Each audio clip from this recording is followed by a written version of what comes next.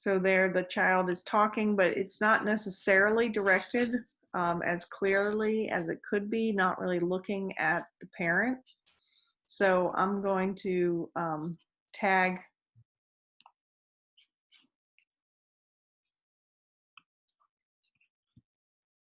limited eye contact. Also found that the intonation seemed a little bit unusual. And then go back. And if you see that there is a pin that was put at that spot.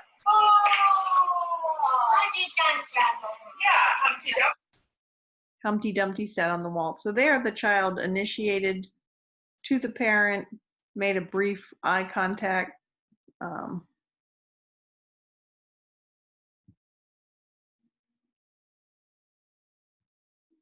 So I'm going to say this is an initiation. It was someone just sharing a comment. It was a little bit unusual, but not anything that I would code at this moment. Actually, we should be able to Humpty Dumpty roll, huh? Let's do numbers. Where's Humpty Dumpty roll? Let's do numbers. Where's Humpty Dumpty roll? So I'm not quite sure what he said. He didn't really respond to mom exactly what she said. So I'm going to tag this as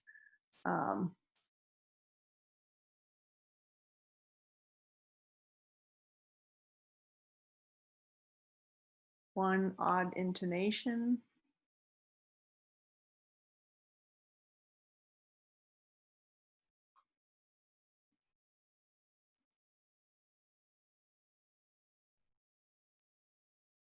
And basically, here we go, tangential disconnected language, and then I can put a note.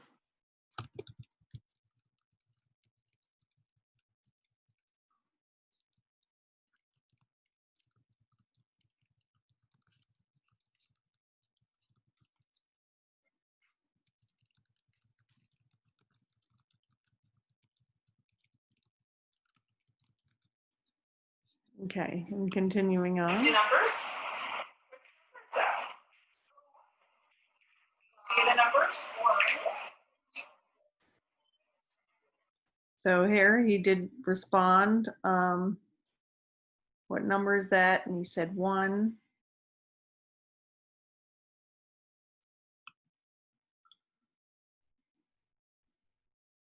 There was the holding up.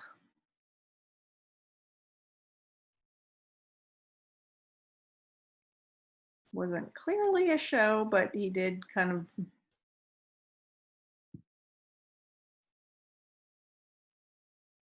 initiate, or actually that was more of a response. I put that there. So, continue on. Where's Floyd? Oh, I think that's not it. Oh, I see Floyd. Maybe it's So where's, he was asking, initiating to get something. But again, unusual intonation.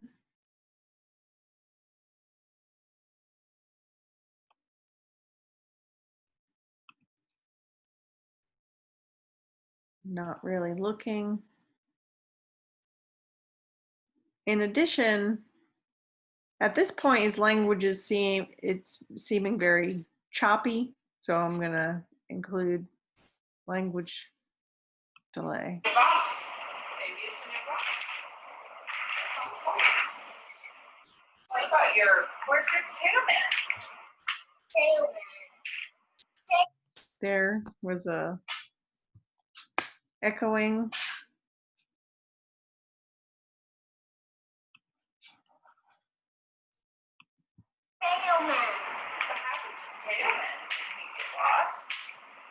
So you continue going down that path of looking at the behaviors, and as you get faster, it gets a little bit easier to quickly tag the behaviors, and doing that for each of the videos.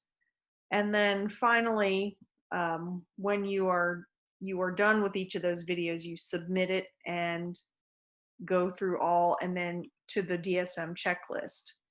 Now, this is not completed, so I can't show you that everything was tagged, but just in that short sample that I showed you, we have each of the DSM criteria here, and it gives you the opportunity, or you really actually have to note some comments about what did you see overall. This is going to be your summary of what you saw across all the videos.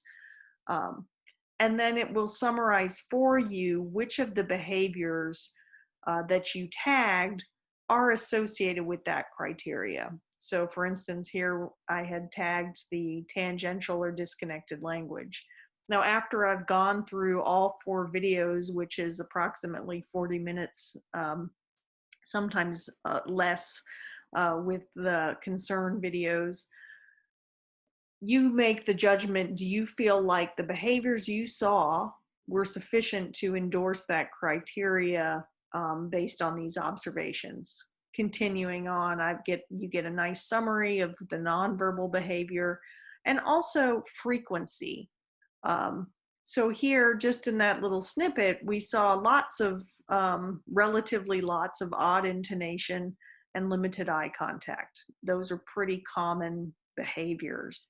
And as you can imagine, as you continue on, you'll get a good sense of how common this is. Is this something that only happened once, or was it pretty regular throughout the observation? Continuing on through the behavioral criteria, endorsing yes or no for each one. For each of the domains you're using, again, so this is very dependent on your clinical judgment. There's not a specific formula that says you've got to do this tagging exactly this way and that's the only way to do it. What you're trying to do is capture clinically relevant behaviors so that you can then evaluate in the end, do you feel like based on this observation there's enough to endorse that criteria in these observations? What is the level of support that is needed?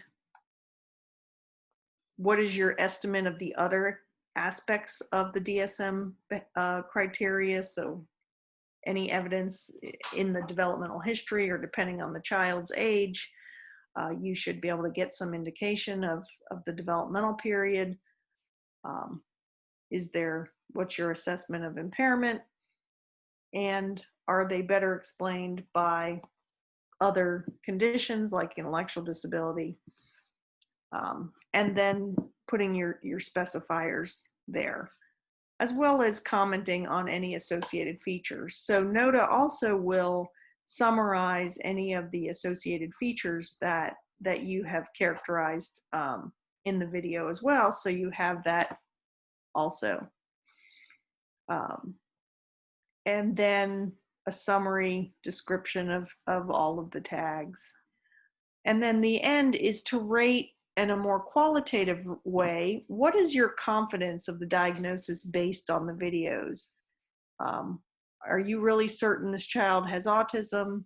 Is it likely, may or may not meet ASD, likely not ASD, or certain not ASD?